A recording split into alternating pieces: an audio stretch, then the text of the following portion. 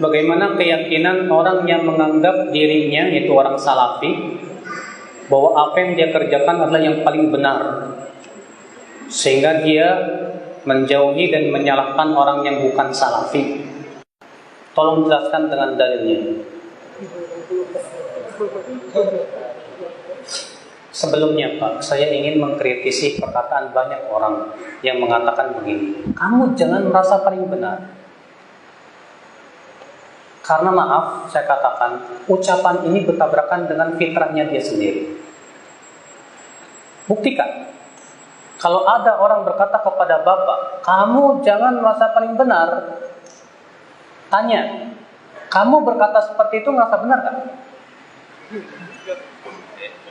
Hah?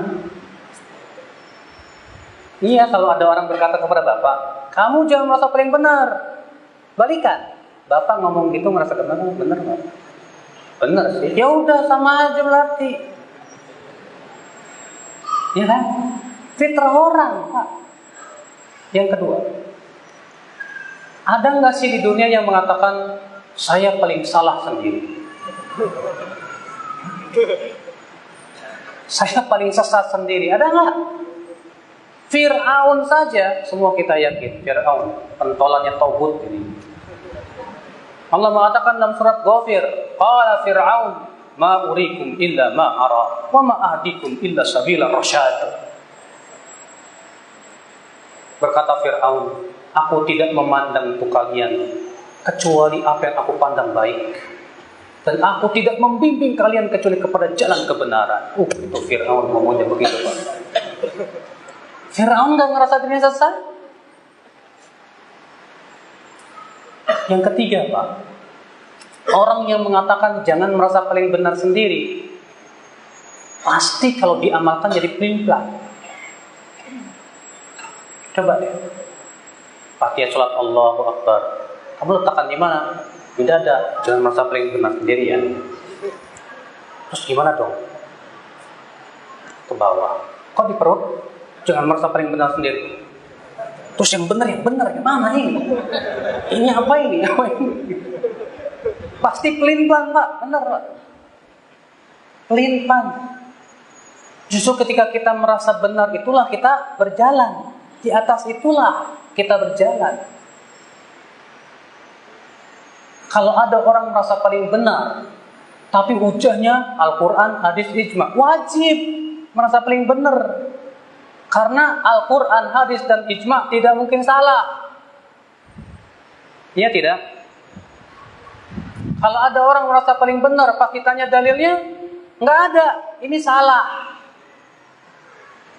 Jadi kalau merasa paling benar karena adanya hujah, dalil yang sangat kuat dari Al-Quran, hadis, dan ijma, boleh, nggak masalah. Bahkan itu harus, Pak. Karena kebenaran yang hanya berasal dari Allah dan Rasul. Namun, ada permasalahan-permasalahan memang yang tidak ada nas dalam Al-Quran dan hadis. Tidak ada ijma juga. Yang ada perselisihan ijtihad para ulama. Contoh misalnya, Imam Syafi'i mewajibkan baca Al-Fatihah di belakang imam. Sementara ulama lain mengatakan tidak wajib. Masing-masing punya hujah. Imam Syafi'i hujahnya dalil hadis, la sholata liman lam yaqra' bi Fatihatil kitab.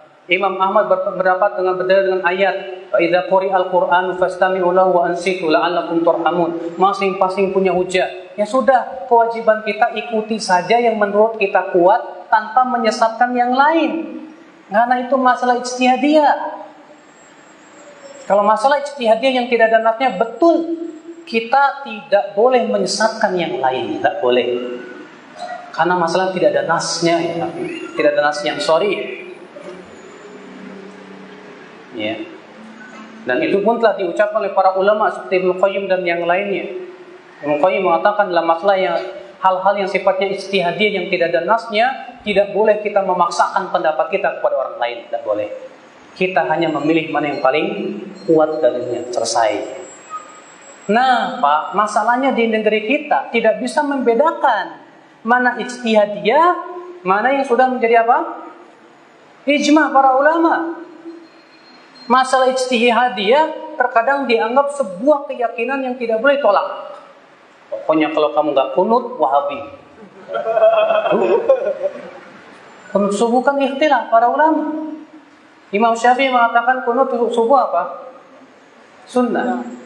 Imam Ahmad dan Imam Malik dan Imam Abu Hanifah mengatakan tidak syariat, tidak disyariatkan. Abu Hanifah mengatakan bahkan bid'ah. Ikhtilaf para ulama. Ya. Nah inilah Pak.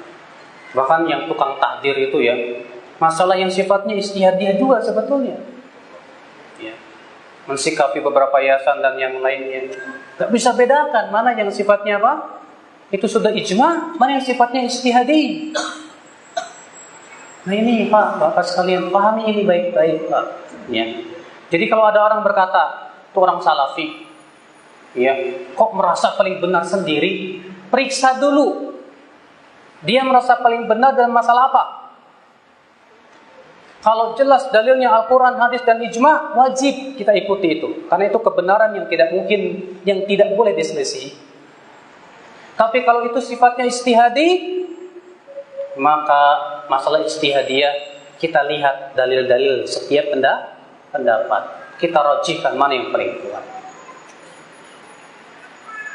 Nah ini yang azakumullah ya. Ya, itu batasannya yang harus kita pahami bersama supaya tidak salah di dalam bersikap.